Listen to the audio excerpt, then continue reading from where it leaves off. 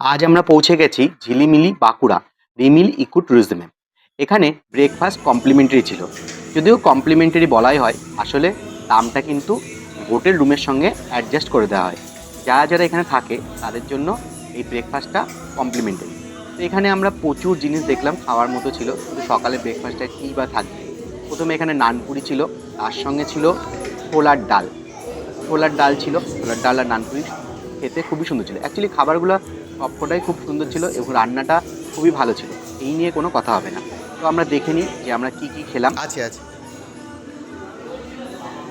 এই ঝিলিমিলি রেস্তোরাঁতে ভেতরে এবং বাগানে বসে খাওয়ার ব্যবস্থা আছে, যা সকালে জঙ্গলের মনোরম পরিবেশে খাওয়ার জন্য দারুণ।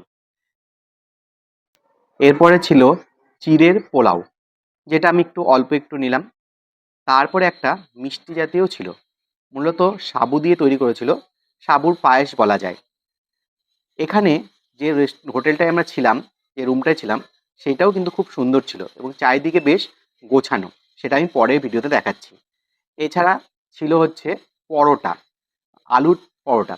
এছাড়া এখানে প্রথমে ছিল একটা অরেঞ্জ জুস, তারপর দুধ, তারপর কফি, তারপর দুধ, কর্নফ্লেক্স, কলা, ডিম, পাউরুটি, বাটার দিয়ে এবং জ্যাম দিয়ে খাওয়া যাবে, ছেঁকেও দিচ্ছিল।